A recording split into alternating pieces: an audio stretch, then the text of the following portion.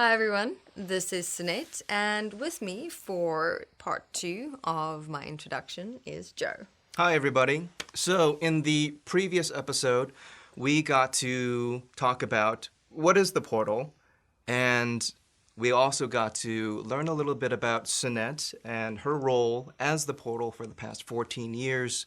We left off with a little bit of a cliffhanger where we discovered basically this universe and this existence of information that we didn't have access to before. And now we're left with that question of, okay, now what? What do we do with the answer to everything in life and the universe? What does that mean? What do we do with that information? Today, we have Destiny, we have the Destiny Eye process, Yeah. we have Equaf, we have all of these platforms, but they all started from somewhere. Yes. Where did it all start? It all started with Destiny. So, Destiny was the initial forum platform we utilized to start sharing and making public the opening of the portal and the access that I have and existence has through me. At the same time, interestingly enough, it also became a platform of assisting and supporting myself and the beings to actually learn to communicate with other people, in a way of showing them what it is that they see. For us, initially, for myself and the beings and also Bernard Pullman, this all started with Bernard Pullman, myself, and Destiny, and many other individuals who at that time was also part of the entire journey and experience. The history and the relationship of myself and Bernard, I will provide links in this video as well that goes into that history and relationship. But primarily, Bernard and I and all the beings first cross-referenced and tested the information, the points, the beings coming through the portal for about 1.5 years before we opened up the Destiny forums. Especially for him and for me and my life and everyone in it, when this happened, we wanted to make sure this is real. This is. So what was that moment like when you guys were discovering, like, okay, we have the portal and we can ask all these questions, and That's what we did. There seems no limit to what we can ask. So paint the word picture. Show me what it was like at that moment. Oh, wow. I mean, we were all very curious about so many beings. There was a time where, during the days or weeks, I would just be portaling. And, at the time, Bernard had a business, and I was also working at the business, so it was like quite something like going to work while this new extraordinary thing was happening and testing it and cross-referencing it. But obviously already at that time, it became clear to work and be able to understand the magnitude of what had just happened. That couldn't happen. So right. we were almost up every night until late at night, just really enjoying this access. And there were beings almost standing in line, on the other side, ready to come through and communicate and say what's really been happening and why they haven't ever really had access. What has been going on with Earth and humanity, because that was the one question that also inspired Bernard that he asked was, why was heaven not assisting and supporting Earth, humanity? What is going on? Why, were there lost beings moving around in existence? All these experiences with the other side, some bad and some good. It was almost like heaven was in chaos. And, the access of the portal answered so much. And it was interesting because that one question he asked led a journey into heaven with myself and many other beings to guide ourselves and each other into a united stand of doing what is possible to assist and support humanity. And that being the one purpose of the portal, but we'll get more into the purpose a bit later. But the main purpose has been sharing and showing the data, knowledge, and information that can be seen within existence. And I mean, for Bernard as well, and for me, and the beings, we thought we could find some quick way, to save and help humanity. Yeah. That's also what we tried in the first year and a half. And then through destiny and over time, we realized that no one can be saved. You have to save yourself, that principle. And as much as it is also disheartening sometimes, where I feel like I can see so much. Yeah. But that doesn't mean anything to a person who is going through a process, for example, who's going through a tough time, who's so lost in their mind, almost so possessed in their emotions, so weakened by the worst of themselves. No matter what I see or what I say, it's just knowledge and information to them.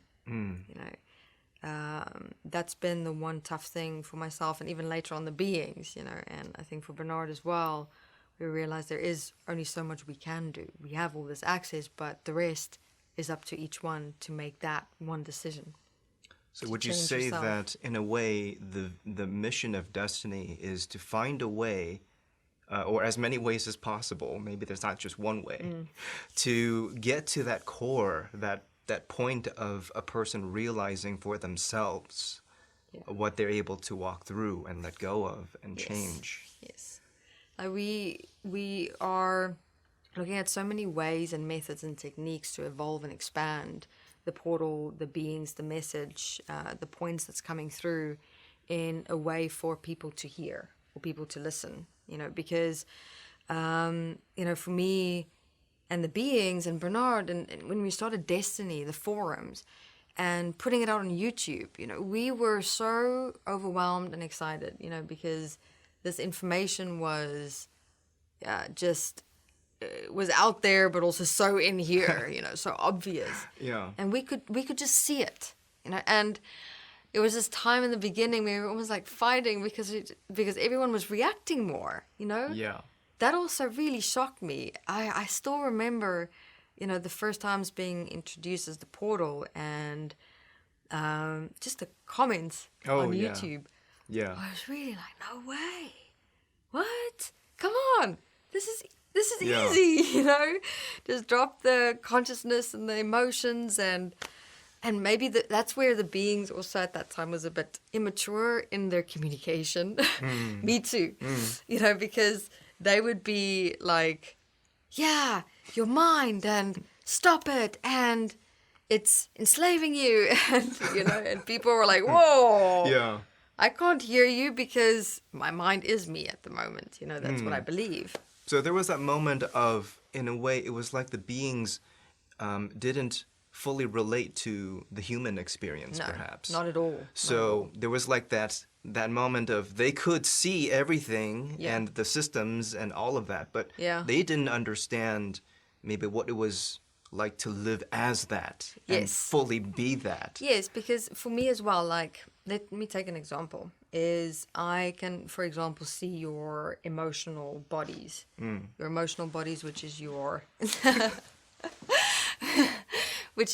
unconscious states of energy, your emotions, feelings, your undercurrents that's constantly there. Like, let's say you're in a constant state of anxiety.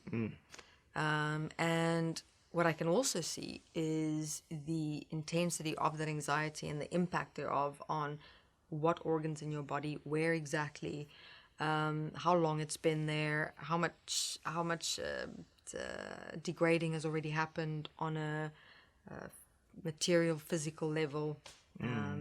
What other repercussions could there be if it continues? It goes on.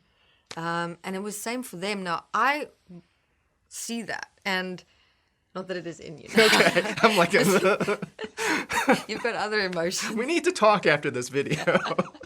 No. So I see that, but it was like, we were like, yeah, you've got anxiety, you've got to stop it, you're harming your body, saying that, and people are going, well, anxiety? What anxiety? And we'd be like, some people weren't even aware of the states of energy that they were in, but we could see it. So that was a very, almost like a reality shock time for myself. Bernard, the portal, even when we were talking to normal people, out here, who were with us in the group. And what I mean by normal people is people on earth and beings in heaven. Not that they're abnormal. They are just the absent ones that are abnormal. So therefore, that was that reality shock where we realized, goodness, we need to work on the integration of me, the portal, even beings in heaven into earth. They had no connection, relationship, understanding, comprehension. Nothing was there. That's also what contributed to that massive split between heaven and earth.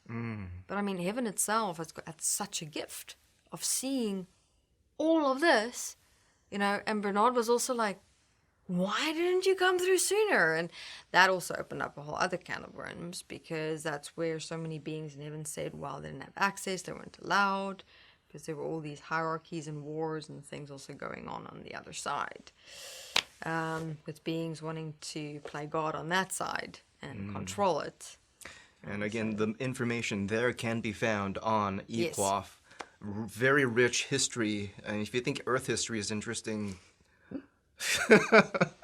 Yeah, Journeys into the Afterlife series and Demons in the Afterlife in EQOF is where beings come through from various dimensions in existence and share the history of what happened before the portal and after the portal. I want to quickly come back to this point of... We will continue in the next video. Everyone, we know we're keeping it to max 10 minutes for myself as well, because I know everyone, or most people, are on the go, with work and busyness, and we sometimes only have time to watch while we're... bite-sized servings of Yes. existence and life. All right, everyone. See you in the next video. Thank you very much.